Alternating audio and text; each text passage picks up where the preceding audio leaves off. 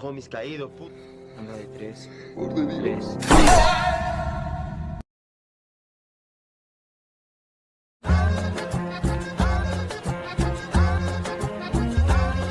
Berlatar di negara Meksiko, Alkisah dibuka dengan diperlihatkannya seorang pria bernama Casper, salah satu anggota gangster paling berbahaya yang saat ini sedang bertugas untuk menagih uang ke berbagai daerah yang ada di wilayah gengnya sendiri. La culebra entró, ni siquiera con nadie le saludó. Ketika semua uang telah berhasil untuk dikumpulkan, dia kemudian pergi untuk menemui salah satu anak kecil bernama Benito. Sosok anak kecil yang merupakan temannya sendiri, Casper, memberitahu Benito jika dirinya sudah diminta untuk datang oleh sang ketua geng ke tempat di mana biasa geng tersebut berkumpul. Dan inilah Lil Mago, sosok ketua dari geng Mara Salvatrucha atau biasa disebut dengan MS-13, yang ternyata Benito akan diospek sebagai syarat untuk menjadi anggota geng MS-13 itu sendiri. Hingga pada saat itu juga, ya, Benito langsung dihajar habis-habisan oleh semua anggota geng, termasuk Casper yang ikut ambil bagian di sana, di mana Lil Mago sendiri hanya bertugas untuk menghitung lamanya ospek itu berlangsung. 11, 12, 12. Hingga tepat pada detik 13, sesuai simbol dari geng tersebut, ospek terhadap Benito pun berakhir dan sudah resmi sebagai anggota dari geng MS-13.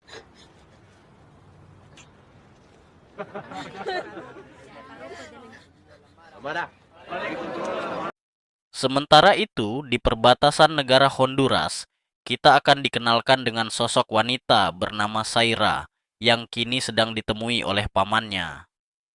Sang paman mengabarkan jika ayahnya baru saja tiba dari Amerika. Beliau pulang bermaksud untuk menjemput Zaira agar mau ikut bersama ayahnya.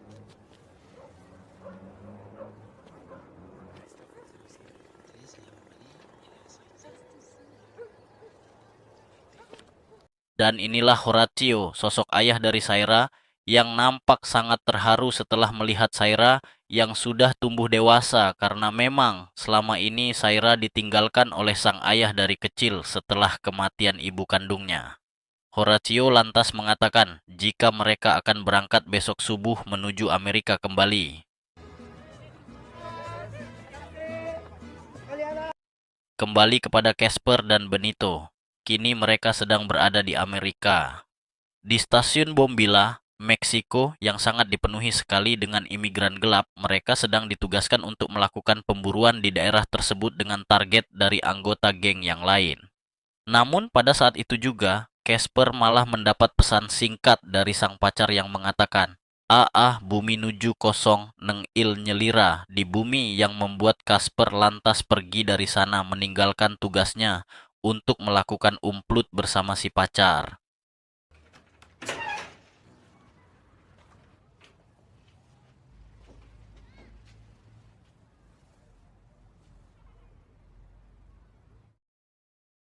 Selesai meniduri kekasihnya, Casper pun kembali menuju markas sambil memperingati Benito agar menjaga kerahasiaan pacar dirinya dari anggota geng yang lain.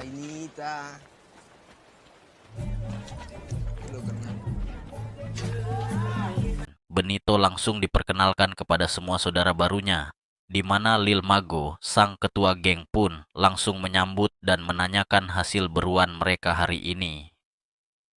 Sadar jika Casper telah mengabaikan tugasnya, Lil Mago lantas membawa mereka untuk melihat tangkapannya, yakini seorang anggota geng lain yang nampak sudah tak berdaya. Tanpa menunggu lama, sang ketua pun memberikan sebuah pistol rakitan kepada Benito yang akan mengeksekusi musuhnya untuk yang pertama kali. Anda de tres. Tres.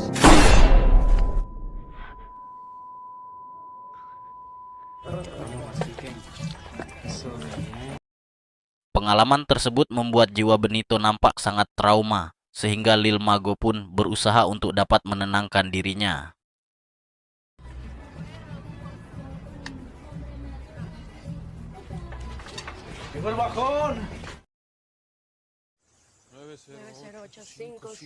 Sementara Saira sendiri, kini mereka telah berjalan 3 hari lamanya sambil menghafal nomor telepon keluarganya yang ada di Amerika.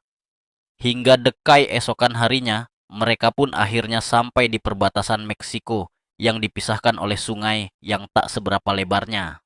Namun di sana, mereka malah ditangkap oleh para petugas imigrasi yang jika tidak mau dideportasi sebagai imigran gelap, mereka harus rela menyerahkan semua barang berharga berikut uang kepada para petugas imigran tersebut. Terlepas dari para petugas imigran, akhirnya mereka sampai di stasiun tempat di mana Casper dan Benito bertugas. Sadar jika kaki dari Saira terluka, sang ayah dan sang paman pun memutuskan untuk beristirahat.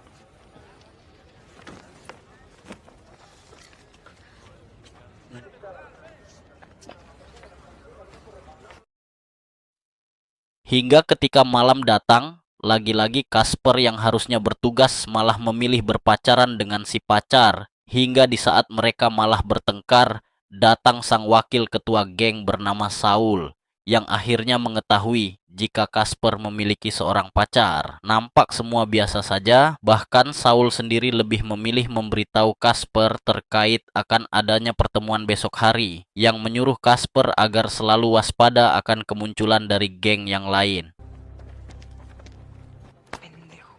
Omito, espérame aquí, Smiley.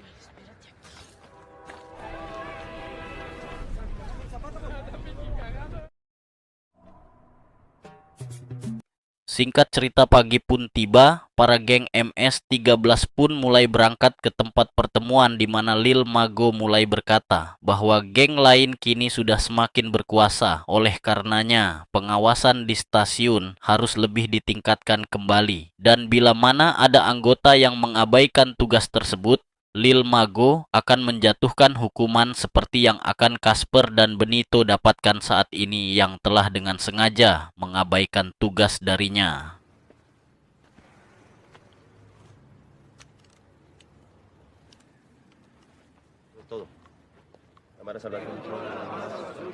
Tepat di saat pertemuan itu telah selesai, si pacar malah terlihat datang yang sontak membuat Casper pun nampak sangat khawatir, yang lantas sesegera mungkin akan mengantarkannya pulang dari sana. Namun, Lil Mago pun malah datang menghampiri si pacar yang langsung membuat si pacar menjauh dari Casper yang akan menerima sebuah hukuman. Casper. 3 segundos de corte por casaquero. A usted también le toca corte por solapar al Casper. 1, 2. Este es el árbol más grande de Tapachula. Di bawah pohon besar, Lil Mago mengajak si pacar untuk berbicara berdua. Dia mengatakan jika dalam gengnya mempunyai sebuah aturan sambil merabar-rabar tubuh si pacar, dan ketika hendak akan diperkosa.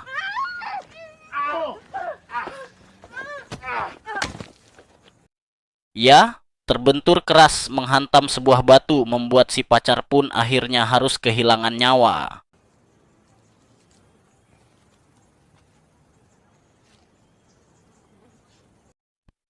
Pada malam itu, kabar kematian dari si pacar pun membuat Casper sangat terpukul. Kini, dia harus menanggung duka dan dendam di waktu yang sama. Tanpa rasa bersalah sedikit pun, Lil Mago malah mengajak Casper dan Benito untuk pergi ke stasiun yang dimana mereka akan ikut naik untuk menjarah semua barang berharga milik para imigran.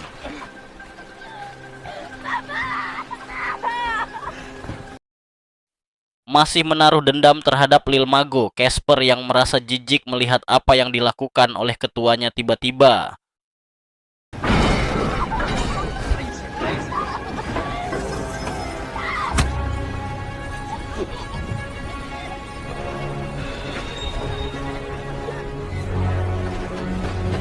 mengambil resiko yang sangat-sangat berbahaya. Casper langsung menyuruh Benito untuk lekas turun dari sana karena jika terus bersamanya sudah dipastikan keselamatan dari Benito juga akan dipertaruhkan.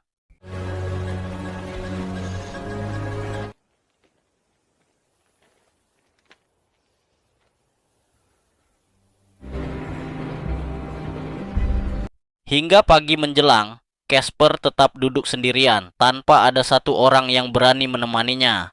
Bahkan, beberapa imigran yang merasa terancam akan keberadaan Casper akan mencoba menyerang secara diam-diam, yang untungnya diselamatkan oleh Saira yang saat itu berteriak.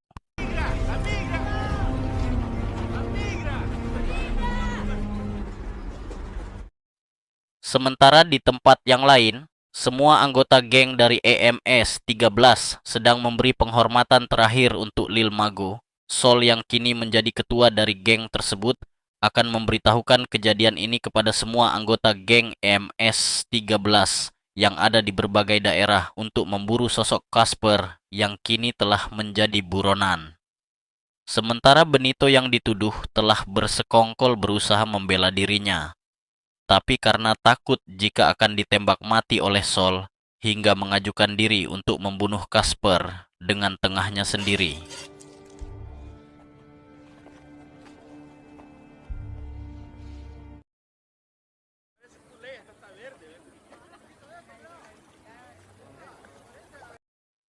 Ketika pagi tiba, kereta yang ditupangi Casper dan Saira pun kini berhenti di tempat pengungsian untuk beristirahat, di mana semua imigran pun menyempatkan untuk membersihkan semua badannya hingga membeli makanan untuk mengisi perut yang kosong.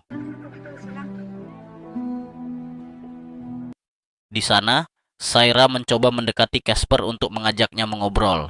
Namun sang ayah yang mengetahuinya langsung memanggil Saira agar tidak mendekati sosok Casper yang dianggap sangat berbahaya.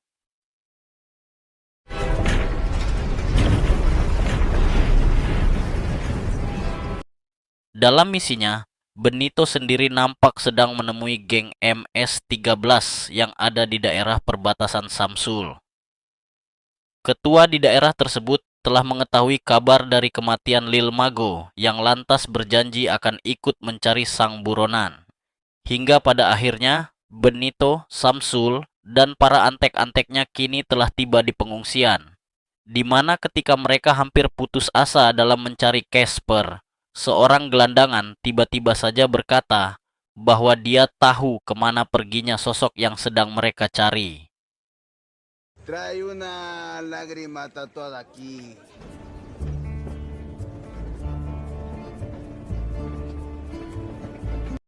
Keakraban dengan Saira membuat Casper dapat duduk bersama keluarganya.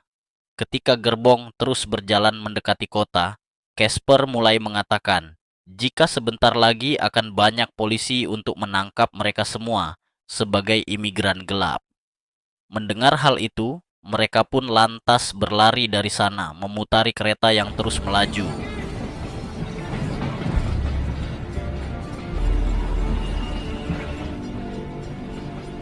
Bahkan tanpa Casper sadari, para anggota geng MS-13 pun terus saja mengikuti dirinya. Bahkan Samsul memerintah anak buahnya untuk menyebar agar mempermudah dalam mencari sang buronan. Dan benar saja, para anggota geng EMS-13 pun terus saja mengikuti dirinya. Pada saat anggota geng pun nampak sudah ada di stasiun, Casper yang sadar jika dirinya dalam bahaya besar, langsung segera berlari untuk mencari persembunyian yang akhirnya diketahui oleh anggota geng yang lain.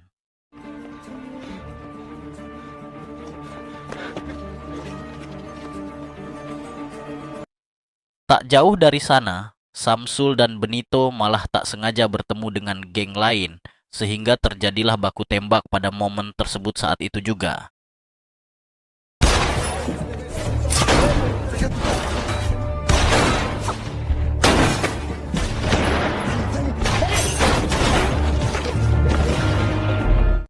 Di antara gerbong-gerbong terbengkalai, Casper sendiri masih berusaha untuk bersembunyi dari para pemburunya.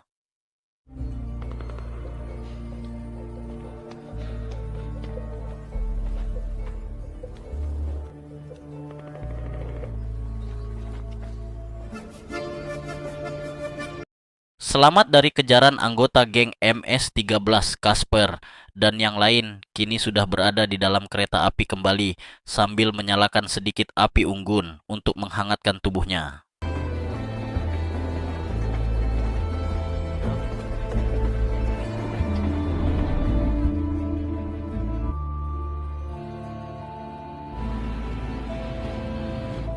Jika tidak, akan ada lagi kereta api yang melintas, yang membuat mereka pun terpaksa harus tetap melanjutkan perjalanan. Hingga tepat sudah berada kembali di atas gerbong kereta api, tiba-tiba saja datang satu mobil polisi mengejar mereka.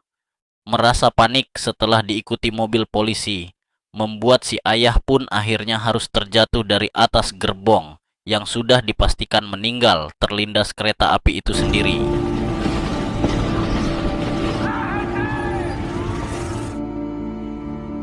Kini, Casper dan Saira pun sudah ada di sebuah asrama gereja. Di sana, mereka dipersilahkan menginap bersama imigran yang lainnya, yang mana Saira kemudian bertemu lelaki parubaya yang pernah bersama keluarganya, yang lantas menanyakan kabar dari ayah dan pamannya. Mau tak mau, si lelaki itu pun terpaksa berterus terang tentang musibah yang menimpa pak ayahnya. Bahkan pamannya juga telah dideportasi kembali ke negaranya sendiri.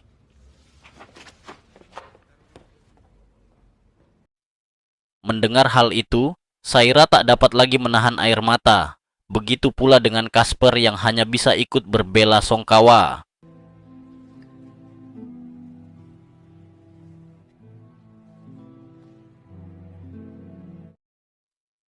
Esokan harinya, mereka pun berjalan menuju perbatasan, hingga kemudian tiba di sebuah sungai yang memisahkan Meksiko dengan Amerika. Casper hanya perlu menyeberangkan Saira dan berpisah untuk selamanya. Namun, sebelum itu terjadi, Casper yang merasa kasihan karena Saira sudah tidak punya siapa-siapa lagi dan dia pun sendiri bingung gitu. Entah harus pergi kemana, membuat Casper akhirnya ingin ikut bersama Saira menuju Amerika. Tanpa menunggu lama, keduanya pun segera menyewa seorang penyeberang. Casper membayar dengan sebuah kamera digital yang selama ini dia bawa. Karena harus bergantian, Saira akan dihantar lebih dahulu untuk menyeberang. Dia pun langsung bersiap membuka semua pakaian yang sedang dia gunakan.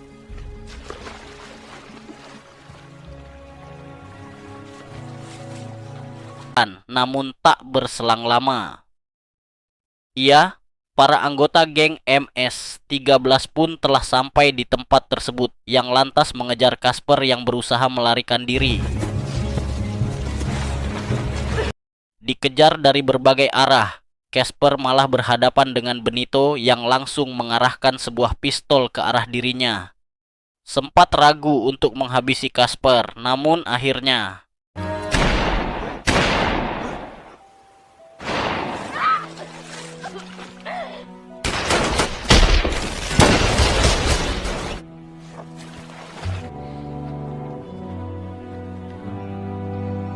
menyaksikan kematian Casper membuat Saira yang sudah berhasil ke tepi sungai langsung menangis sejadi-jadinya karena mau tak mau kini harus melanjutkan hidup sebatang kara di negara Amerika.